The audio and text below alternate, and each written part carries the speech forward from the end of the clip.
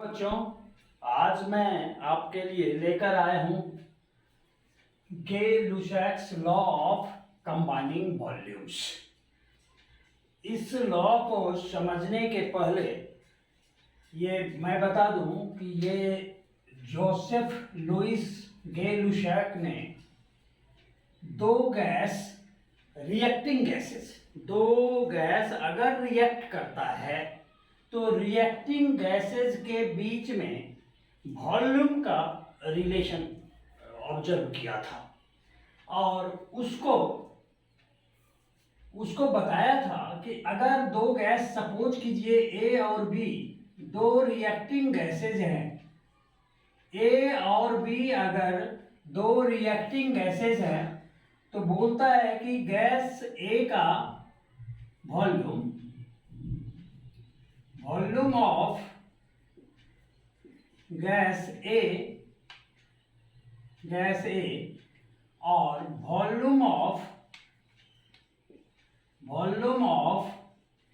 Gas B, ये दोनों combine करेंगे सिंपल रेशियो में और इससे जो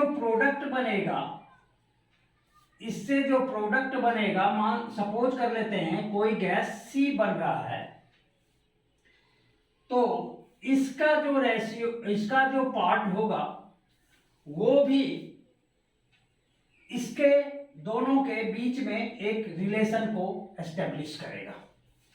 अब ध्यान दें, यहां पर सपोज कर लेते हैं हम कि दो रिएक्टिंग गैसेस ए और बी और सी हैं। यहां पर हम देख लेते हैं दो रिएक्टिंग गैसेस ए और बी है और प्रोडक्ट है सी। तो ए का अगर एक वॉल्यूम हमने लिया, सपोज कीजिए 1 लीटर ए को लिया और बी को भी 1 लीटर लिया, तो सी जो बन रहा है वो भी बन रहा है कितना, 1 लीटर। तो तीनों के बीच में A:B:C के बीच में रेशियो हो गया 1:1:1। ये रिलेशन एस्टेब्लिश किया था गे-लुसाक ने। अगर सपोज करें अब ये एक वॉल्यूम है और ये दो वॉल्यूम, ये दोनों रिएक्ट करता है और सपोज करें ये बन रहा है 2 वॉल्यूम, तो रेशियो 1:2:2। कहने का मतलब, इसको अगर इस ढंग से हम समझें, मान लेते हैं हम दो आदमी मिलके कोई एक तीसरा चीज बना रहे हैं और इसमें जो भी फंड रिक्वायर्ड है, ऐसा कंडीशन बनाया हुआ है कि ए अगर 1 रुपया लगाएगा तो बी लगाएगा 2 रुपया और तब जो प्रोडक्ट बनेगा वो बनेगा 2 रुपये का प्रोडक्ट बनेगा। तो कहने का मतलब, जब ये इन्वेस्टमेंट किया 1 रुपया, इसने इन्वेस्टमेंट किया 2 रुपया, तो प्रोडक्ट जो बना इस 3 रुपये के इन्वेस्टमेंट में 2 रुपये का प्रोडक्ट बनेगा। इसको और बढ़िया से समझने के लिए पहले हम लोग गे-लुसैक के स्टेटमेंट को समझते हैं, फिर गैसियस रिएक्टेंट को लेके हम उसको और बढ़िया से समझने का कोशिश करेंगे। तो गे-लुसैक ने उन दो रिएक्टिंग गैसेस के रिजल्ट को, वॉल्यूम के रिजल्ट को देखते हुए उसने एक स्टेटमेंट बनाया। गे-लुसैक ने, उन्होंने बोला कि when gases react they do so in volumes which bear a simple whole number ratio to one another। अभी मैंने बोला था ए और बी दो गैस है, रिएक्टिंग गैस है, और प्रोडक्ट सपोज कीजिए ये प्रोडक्ट बन रहा है सी। तो बोलता है व्हेन गैसेस रिएक्ट, ये दोनों गैस है, गैसियस रिएक्टेंट है, तो they do so in volumes, अगर इसका एक वॉल्यूम है इसका भी एक वॉल्यूम होगा, which bear a simple whole number ratio to one another, इस दोनों के बीच में रेशियो क्या है 1:1 to one another and the volumes of the product, और इसका रेशियो हो गया ये भी 1 है, तो 1:1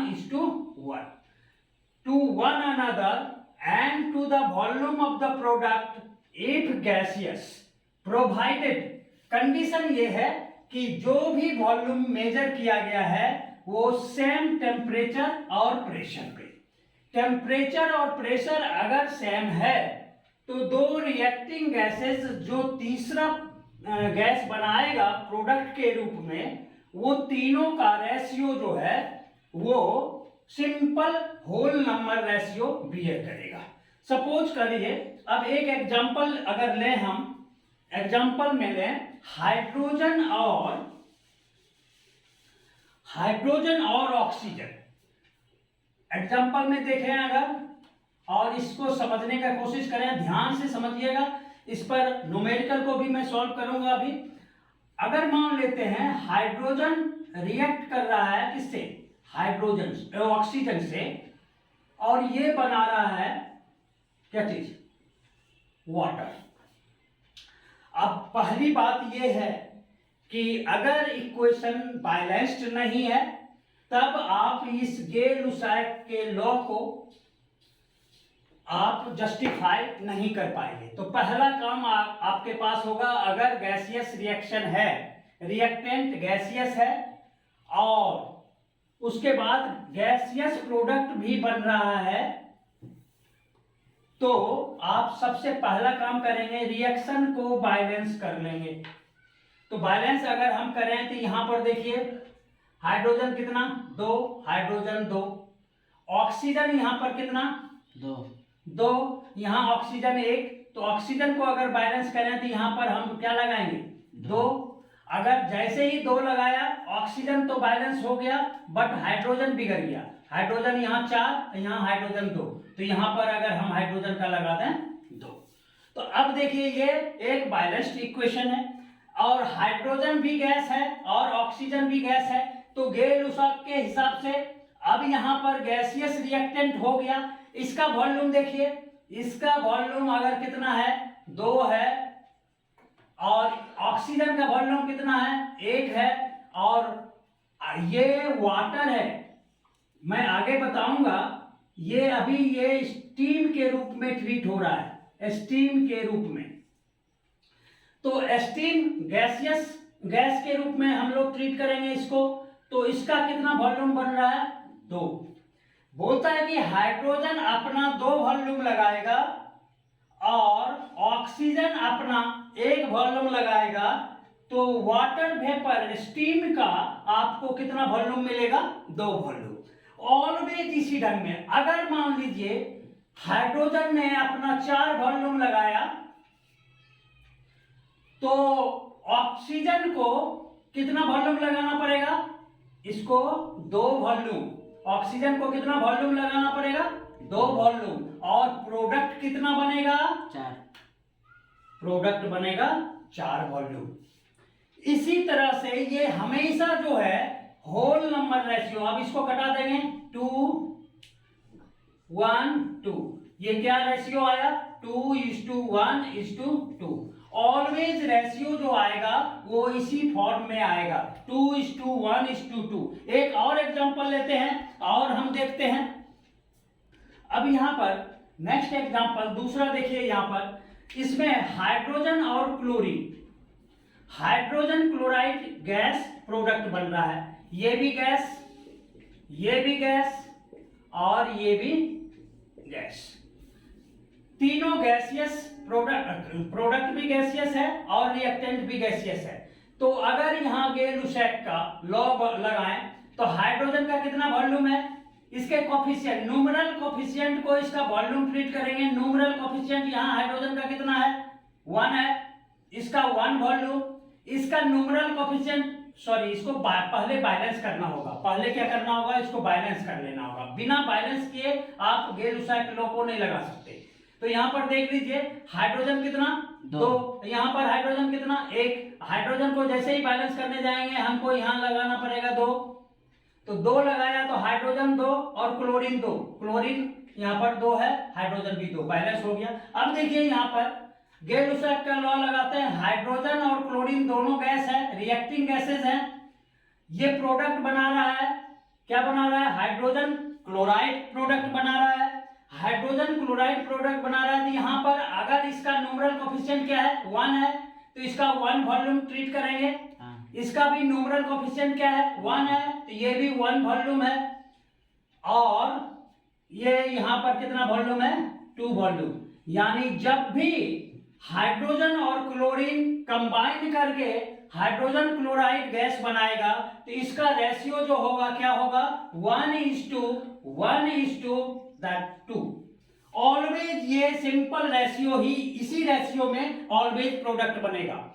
अगर मान लेते हैं हाइड्रोजन को 2 वॉल्यूम कर देंगे तो क्लोरीन हमको कितना लगेगा, 2 वॉल्यूम लगेगा। और प्रोडक्ट कितना वॉल्यूम बनेगा, 4 वॉल्यूम प्रोडक्ट बनेगा। अगर हम इसको 3 कर दें तो क्लोरीन भी कितना वॉल्यूम लगेगा, 3 वॉल्यूम लगेगा। और प्रोडक्ट कितना बनेगा, 6, प्रोडक्ट बनेगा 6 वॉल्यूम। और इस सबको अगर कैंसिल आउट करेंगे आप देखिए सेम ही ये आएगा, 1:1:2। इसको भी कैंसिल कीजिए, 1:1:2। अब एक और एग्जांपल से समझने का कोशिश करते हैं। यहाँ पर पहले इक्वेशन दिया हुआ है, इसको बैलेंस अगर हम करें, बैलेंस करने जाएं तो यहाँ पर नाइट्रोजन देखिए कितना है, 1, यहाँ पर नाइट्रोजन 2। अगर हम इसमें नाइट्रोजन को balance, in order to balance the nitrogen, अगर 2 लगाएं तो नाइट्रोजन 2 हो गया, नाइट्रोजन 2, नाइट्रोजन तो बैलेंस हो गया, लेकिन हाइड्रोजन आपका बिगड़ गया। हाइड्रोजन यहाँ 2 है, हाइड्रोजन यहाँ कितना हो गया, हाइड्रोजन यहाँ पर कितना हो गया, 6 हो गया। तो अगर हाइड्रोजन को हम 6 करने जाएं तो ये देखिए 3 लगा दिया, 3 लगाया तो हाइड्रोजन 6 हो गया। और नाइट्रोजन बिगड़ा क्या, नहीं, नाइट्रोजन 2 ही है, नाइट्रोजन 2 ही है। तो ये इक्वेशन अब बैलेंस्ड हो गया। अब यहाँ पर देखिए रिएक्टिंग गैसेस क्या हैं, रिएक्टिंग गैसेस हैं नाइट्रोजन और हाइड्रोजन। नाइट्रोजन का न्यूमरल कोफिशिएंट देखिएगा वॉल्यूम के लिए, न्यूमरल कोफिशिएंट यहाँ पर क्या है, बैलेंस्ड रिएक्शन में 1 है, तो 1:2। हाइड्रोजन का न्यूमरल कोफिशिएंट कितना है, 3, तो 1 volume of nitrogen reacting with 3 volume of hydrogen gives 2 volume of ammonia, 2 volume of ammonia. अब देखिए यहाँ पर रेशियो क्या हो गया, 1:3:2 कितना, 2। अब ये सिंपल रेशियो बियर कर रहा है। अब देखते हैं अगर हम बढ़ा देते हैं, नाइट्रोजन का 2 वॉल्यूम कर देते हैं, नाइट्रोजन का 2 वॉल्यूम कर देते हैं, और इसका हम 3 वॉल्यूम ही रहने देते हैं, और इसका प्रोडक्ट बन रहा है आपका कितना, हम सपोज कर रहे हैं यही नाइट्रोजन को केवल हमने 2 वॉल्यूम किया, हाइड्रोजन को 3 वॉल्यूम ही रहने दिया, और ये प्रोडक्ट जो है ये बना 2 वॉल्यूम ही। कहने का ये मतलब है, मैं यहां पर आपको ये समझाना चाह रहा हूं कि अगर नाइट्रोजन ज्यादा वॉल्यूम भी आपके पास है रिएक्शन में तो वो अनयूज्ड बच जाएगा, लेकिन इसका सिंपल होल नंबर रेशियो नहीं बिगड़ेगा। यही इन्वेस्टिगेट किया गया था गेल-लुसाक द्वारा। कहने का मतलब ये कितना वॉल्यूम यूज करेगा, नाइट्रोजन का 2 वॉल्यूम बनाने के लिए अमोनिया का 1 वॉल्यूम यूज करेगा, तो इसके पास है कितना वॉल्यूम, 2 वॉल्यूम, तो अनयूज्ड बच जाएगा। अनयूज्ड वॉल्यूम जो होगा नाइट्रोजन का कितना वॉल्यूम बच जाएगा, 1 वॉल्यूम बच जाएगा अनयूज्ड नाइट्रोजन। और ये उसी ढंग से रिएक्ट करेगा 1:3:2 में, प्रोडक्ट बनाएगा 2 वॉल्यूम ही, और 1 वॉल्यूम नाइट्रोजन का अब एक्सेस में आपके पास अनयूज्ड बच जाएगा। तो किसी भी किसी भी रिएक्टेंट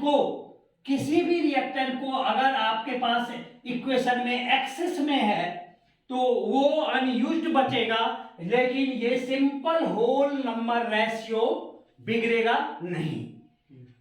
न्यूमेरिकल लाने से पहले एक एग्जांपल और हम समझने का कोशिश करते हैं, और इसमें एक ट्रिकी पार्ट है इस गे-लुसैक लॉ का, जिसको कि आपको समझना पड़ेगा और न्यूमेरिकल में वो हेल्प करेगा। जैसे एक इक्वेशन को हमने यहाँ पर लिया है, तो सबसे पहला काम है गे-लुसैक लॉ के न्यूमेरिकल को बनाने से पहले, आप बनाना स्टार्ट करने से पहले आप क्या करेंगे, इक्वेशन को, गिवन इक्वेशन अगर अनबैलेंस्ड है, हाँ, तो उसको पहले क्या करेंगे, बैलेंस करेंगे। यहां पर देखिए गिवन इक्वेशन जो है वो अनबैलेंस्ड है, तो सबसे पहला काम क्या होगा, हम इसको बैलेंस करेंगे। बैलेंस करने के लिए आप लोग बैलेंसिंग के लिए मेरा वीडियो भी आपको बहुत जल्दी आने वाला है, उसको देख लीजिएगा।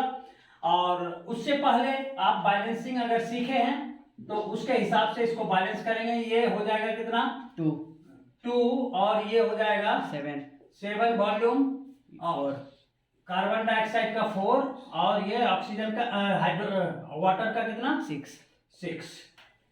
ये देखिए सब बैलेंस्ड है। कार्बन है 4, इधर कार्बन 4, हाइड्रोजन हो गया 12, हाइड्रोजन इधर हो गया 12, ऑक्सीजन हो गया 14, इधर हो गया 4 2 जा 8 और 6 14। ये बैलेंस्ड इक्वेशन है। इसमें सबसे पहली बात जो कि आपको गे-लुसैक लॉ के न्यूमेरिकल को सॉल्व करने से पहले सोचना पड़ेगा, अगर आपको टेम्परेचर रिएक्शन में दिया हुआ है, क्वेश्चन में टेम्परेचर मेंशन्ड है, अगर मेंशन्ड है तो वो अगर 100 डिग्री सी से ज्यादा है, सिंस हम लोग जानते हैं कि 100 डिग्री सेंटीग्रेड पे पानी जो है वेपर में कन्वर्ट हो जाता है, नहीं तो अगर ये 100 डिग्री सी एंड एबव है तो ये इसको आप क्या ट्रीट करेंगे, वाटर वेपर ट्रीट करेंगे, स्टीम की तरह ट्रीट करेंगे, वाटर वेपर, और तब इसमें गे-लुसैक लॉ लागू हो जाएगा, एप्लीकेबल होगा।